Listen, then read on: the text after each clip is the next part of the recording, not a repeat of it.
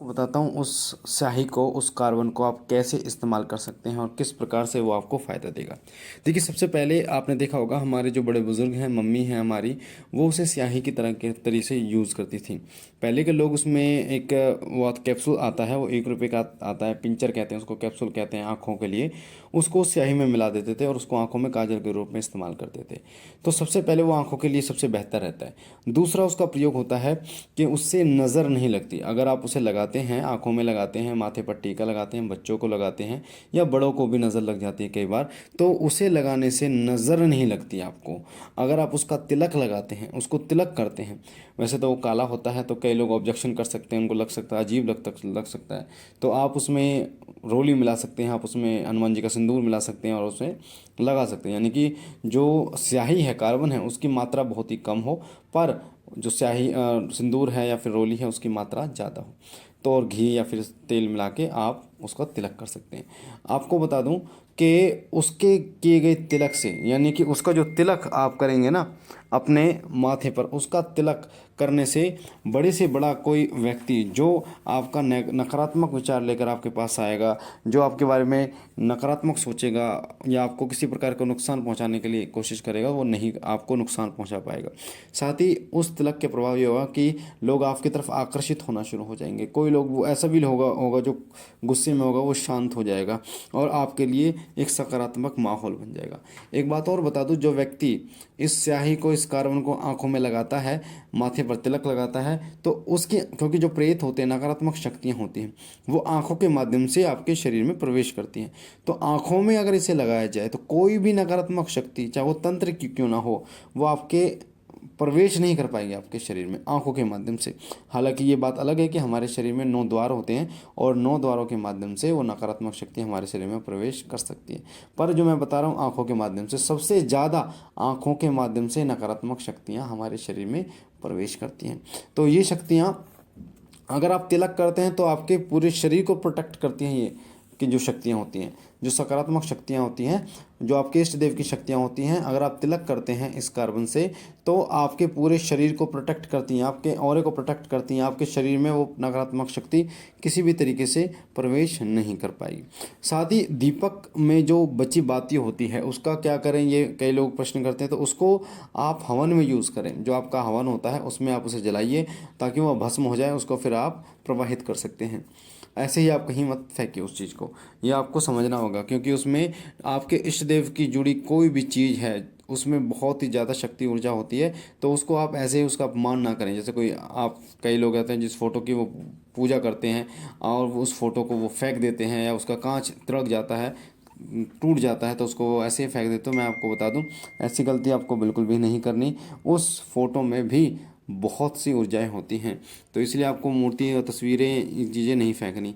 बची हुई बातें जो है उसको हवन में आपको प्रयोग लेना। और साथ ही आपको बता दूं, जो घी और तेल आप यूज़ करते हैं, इस्तेमाल करते हैं अपनी पूजा में, उसमें एक विशेष ऊर्जा होती है।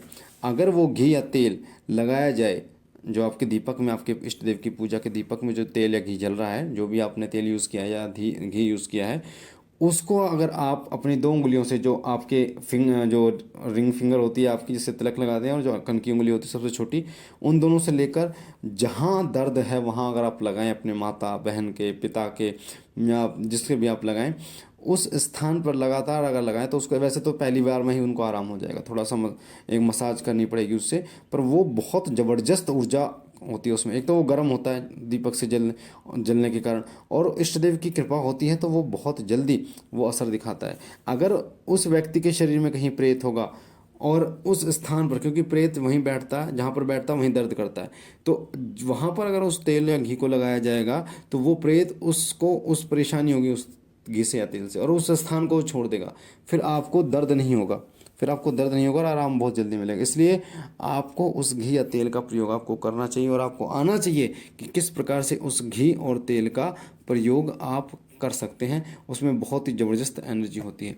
एक बात और बता दूं कि जब आप भोग लगाते हैं अपने इष्ट देव को, जो आप भोग लगाते हैं उसमें भी बहुत ज़बरदस्त एनर्जी होती है। वो भोग, यानी कि आपके इष्ट देव का झूठा भोग अगर कोई व्यक्ति खा लेता है तो उसके अंदर से समस्त नकारात्मक शक्तियों का नाश हो जाता है।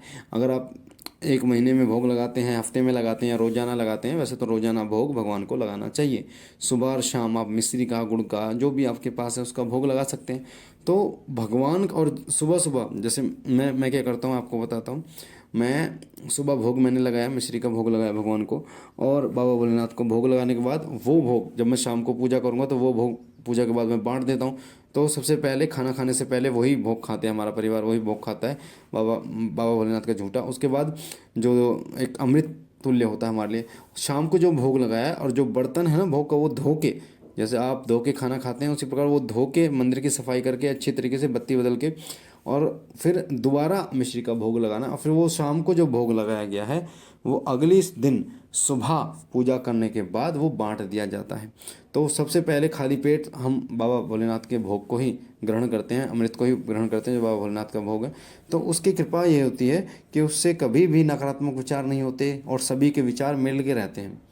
सभी के, जैसे जिस प्रकार से हाथ एक होता है पर उंगलियां पांच होती हैं, पर एक ही हाथ में होती है ना, यानी पांचों उंगलियां एक ही हाथ में मिल जाती हैं। उसी प्रकार से बाबा भोलेनाथ का भोग एक होता है, पर वो जब सब में बढ़ता है तो सब पे कार्य करता है और सब में एकता का भाव उत्पन्न करता है, सकारात्मक भाव उत्पन्न करता है और सब पर अपनी कृपा करता है। तो उस भोग का भी विशेष महत्व होता है। अगर कोई प्रेत बाधा से जूझ रहा है व्यक्ति, उस भोग को खा लेना तो उस जो प्रेत की ऐसी की तैसी हो जाती है, वो प्रेत जो है वो तड़पने लगता है, उसको ऐसा लगता है कि जैसे उसको जहर पिला दिया हो। तो इसीलिए आपको इन चीज़ों का ध्यान रखना चाहिए और इन चीज़ों को समझना चाहिए कि भगवान से जुड़ी जो चीज़ें हैं वो बहुत अमूल्य बहुमूल्य होती हैं। उनकी कृपा अगर आपको हो जाए तो वो आपका बेड़ा पार कर देते हैं। तो ये थी एक छोटी सी जानकारी जो मैंने आपको दी, पर बहुत महत्वपूर्ण है। इसे लोगों तक शेयर करो, जितने ज़्यादा लोगों तक शेयर करोगे उन लोगों की मदद हो पाए, उनको पता चले कि इनका क्या महत्व होता है। बाकी बाबा भोलेनाथ से मैं विनती करता हूँ कि वो आप पर कृपा करें, आपके घर परिवार पर कृपा करें, सदैव आपकी झोली भरते रहे। हम मिलते एक नई जानकारी के साथ, तब तक के लिए ओम नमः शिवाय, ओम नमः शिवाय, ओम नमः शिवाय।